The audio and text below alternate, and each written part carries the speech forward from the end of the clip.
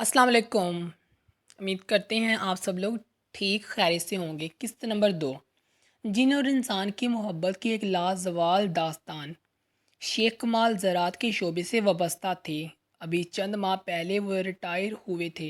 Retirement के बाद शेख कमाल ने अपना एक ज़ाती घर ख़रीदा, क्योंकि पिछले 13 साल से वो एक किराए के घर में रह रहे थे। बाकी बची हुई रकम से इन्होंने स्टॉक मार्केट में कुछ शेयर्स खरीद लिए थे। शेख कमाल का तल्लुक़ अंदरूनी लाहौर से था। फिर मुलाजमत के सिलसिले में फिर इनका ट्रांसफ़र मुल्तान में हो गया, तो शेख कमाल अपनी फैमिली के साथ मुल्तान शिफ्ट हो गए। 10 बरस मुल्तान में रहने के बाद आए दिन के होने वाले ट्रांसफ़रों की वजह से इन्होंने दोबारा अपने शहर लाहौर को अपना मुस्तकिल ठिकाना बना लिया। शेख कमाल और ज़ुबैदा बेगम के 3 बच्चे हैं। सबसे बड़ा बेटा रेहान, जो बीएससी करने के बाद मज़ीद तलीम हासिल करने के सिलसिले में लंदन अपने मामू के पास गया और फिर वहीं का होके रह गया। कुछ महीने पहले रेहान ने लंदन में अपनी क्लास फ़ेलो से दुआ काज़म से शादी कर ली। इसलिए फ़िलहाल शेख कमाल से इसकी नाराज़गी चल रही थी। दूसरे नंबर पर हाइफा थी, जिसने हाल ही में पंजाब यूनिवर्सिटी से एमए इंग्लिश का इम्तिहान पास किया।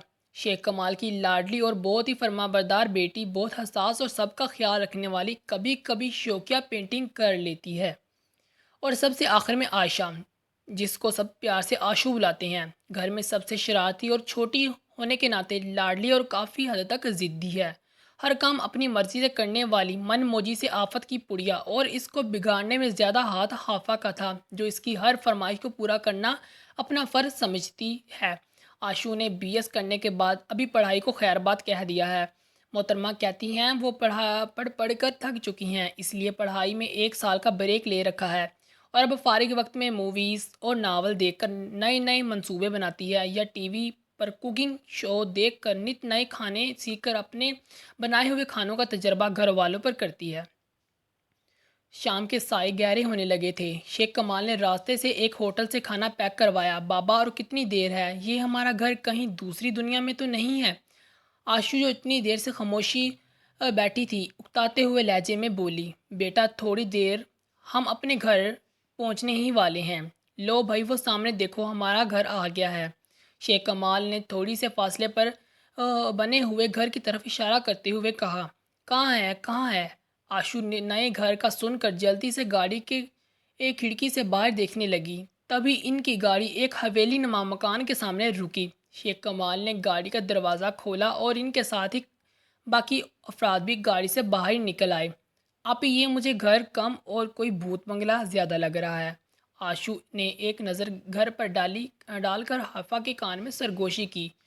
चुप करो, चुप करके आगे चलो, हाफा ने कहा। इतनी देर में शेख कमाल घर का ताला खोलकर अंदर दाखिल हुए और इनके साथ ही घर को देखते हुए बाकी अफराद भी घर में दाखिल हुए। ड्राइवर ने गाड़ी से सामान निकाल कर सहन में रखा और शेख कमाल को सलाम करके वापस चला गया। इस हवेली नुमा मकान में सामने की तरफ 3 बड़े कमरे, एक स्टोर रूम, कमरों के सामने बरामदा, साइड टेबल पर किचन, साइड पर किचन और एक तरफ बैठक नुमा कमरा था, जिसके साथ ही ऊपर छत को जाती हुई सीढ़ियाँ थी। ऊपर छत पर भी एक बड़ा कमरा था। ये घर कुछ पुरानी और नई तर्ज का इम्तजाज था। जहाँ घर में पुरानी तर्ज के कमरे थे, वहीं पर जदीद किचन और कमरों के साथ अटैच बाथरूम भी थे। घर जैसा बाहर से लग रहा था, इसकी निस्बत अंदर से इसकी हालत काफ़ी बेहतर थी। शेख कमाल घर का भारी सामान पहले ही सेट करवा चुके थे। बाकी का सामान एक कमरे और सामने बरामदे में रखा था। ज़ुबैदा बेगम, हाफा और आशू ने घूम फिर कर सारा घर देखा। अभी थोड़ी देर पहले आशू, जो इस घर को भूत बंगला कह रही थी, सैन में लगे झूले को देखकर सब भूल गई थी और अब झूले को देखकर खुश हो रही थी। जी हाँ जी। तो फिर कैसा लगा घर? शेख कमाल ने ज़ुबैदा बेगम से पूछा। बाबा, बहुत अच्छा, और देखे यहाँ झूला भी। इससे पहले कि ज़ुबैदा बेगम जवाब देती, ये आशू पहले ही बोल पड़ी, मेरे ख्याल में बाकी घर फिर देख लेंगे, अभी कुछ ये पेट पूजा कर लें। ठंडा हो रहा है, खाना ठंडा हो रहा है। हाफा बेटा, तुम दस्तरखान बिछाकर खाना लगाकर बर्तन किसी डब्बे में रखे हैं, मालूम है ना तुमको? ज़ुबैदा बेगम ने कहा। जी अम्मी, मैंने हर डब्बे पर सामान के लिहाज लाज इस पर सामान का नाम लिख कर चिट लगा दी थी। मैं अभी खाना लगाती हूँ और आप लोग हाथ धो लें, हाफा ने कहा। آشو جاؤ بیٹا بہن کی مدد کرو، شیخ کمال نے کہا۔ آشو نے صحن میں دسترخوان بچھا کر برتن رکھے اور پھر ان سب نے کھلے آسمان کے نیچے بیٹھ کر اس گھر میں اپنا پہلا کھانا کھایا۔ میں عشاء کی نماز پڑھ کر آرام کروں گا، باقی کافی تھک گیا ہوں، تم لوگ بھی اپنے کمرے میں جا کر آرام کرو، باقی سامان صبح سیٹ کر لیں گے۔ شیخ کمال نے کھانا کھا کر اٹھتے ہوئے کہا، جی بابا آپ آرام کریں، میں چائے بنا کر لاتی ہوں، اس سے آپ کی آدھی تھکن دور ہو جائے گی۔ حافظ نے کہا، آشو یہ برتن سمیٹ لو اور چلو پھر کچن کا کچھ سامان سیٹ کر لیں، صبح ناشتہ آپ بنانے میں آسانی رہے گی۔ زبیدہ بیگم نے کہا۔ حافظ نے سب کے لیے چائے بنائی اور پھر تینوں ماں بیٹی نے مل کر کافی حد تک کچن سیٹ کر لیا۔ بس مجھ سے نہیں ہوتا اور کام میں آرام کرنے جا رہی ہوں، تھک گئی ہوں میں آشو نے دہائی تھک گئی ہوں میں آشو نے دہائی دی اور اپنے کمرے کی طرف چل پڑی۔ امی دیکھیں ذرا سا کام کر کے محترمہ تھک گئی ہیں، حافظ نے ہنستے ہوئے کہا۔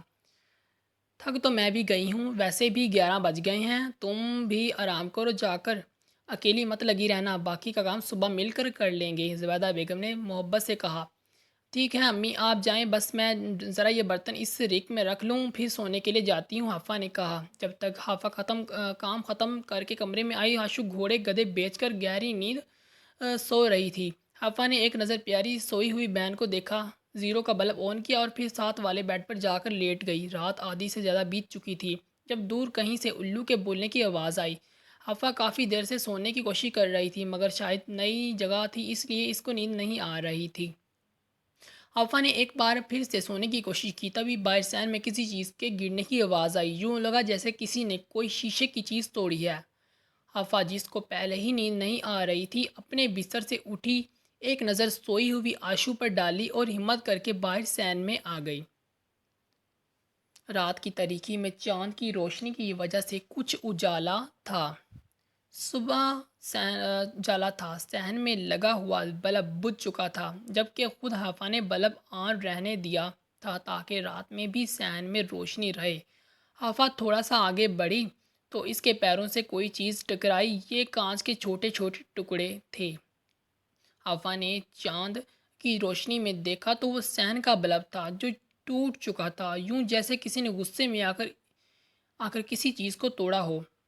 حافظ ابھی یہ سوچ ہی رہی تھی کہ بلب کیسے ٹوٹا ہے، تبھی اس کے سر کے اوپر سے ایک پرندہ اڑتا ہوا گیا، اس کے پروں کی پھڑپھڑاہٹ صاف سنائی دی۔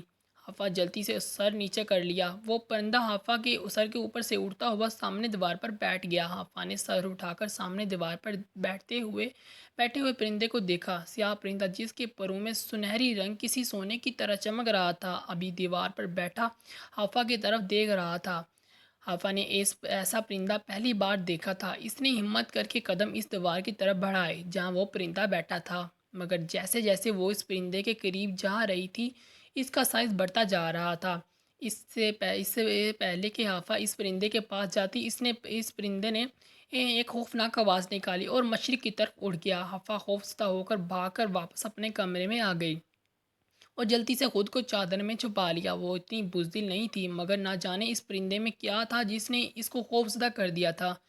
رات کے وقت کون سے پرندے ہوتے ہیں؟ پرندے تو مغرب کے بعد ہی اپنے گھونسلوں میں چلے جاتے ہیں، وہ اگر پرندہ نہیں تھا تو پھر کیا تھا؟ یہ بات سوچتے سوچتے حافظ کو نیند آ گئی تھی۔ وہ ایک تاریک جنگل تھا جہاں پر وہ بھاگے جا رہی تھی، یوں جیسے کوئی اس کے پیچھے لگا ہو۔ رات کی تاریکی میں جنگل اور بھی خوفناک لگ رہا تھا، درختوں کے درمیان سے کہیں کہیں سے چاند کی روشنی جنگل میں پڑ رہی تھی۔ اس کی سانس پھول چکی تھی، اس سے مزید بھاگا نہیں جا رہا تھا، یوں لگ رہا تھا جیسے اس کی ہمت جواب دے رہی ہے۔ وہ بھاگتے بھاگتے تھکنے لگی تھی کہ پھر اس نے وہی آواز سنی، وہ خوفزدہ ہو کر پھر بھاگنے لگی، مگر پروں کے پھڑپڑانے کی آواز اب اس کے سر کے اوپر سے آ رہی تھی۔ اس نے سر اٹھا کر اوپر دیکھا تو وہ سیاہ پرندہ بالکل اس کے سر کے اوپر تھا، یوں لگ رہا تھا جیسے وہ اس کو اپنے پنجوں میں جکڑ کر اٹھا کر لے جائے گا۔ اب وہ سیاہ پرندہ بالکل اس کے سامنے تھا اور اس کا راستہ روک کر اس کی آنکھوں میں دیکھ رہا تھا۔ ایک جھٹکے سے اس کی آنکھ کھلی تو وہ پسینے سے شرابور تھی۔ اس نے جلدی سے اٹھ کر سائڈ ٹیبل پر رکھے جگ سے پانی گلاس میں ڈالا اور ایک ہی سانس میں پی لیا۔ جاری ہے۔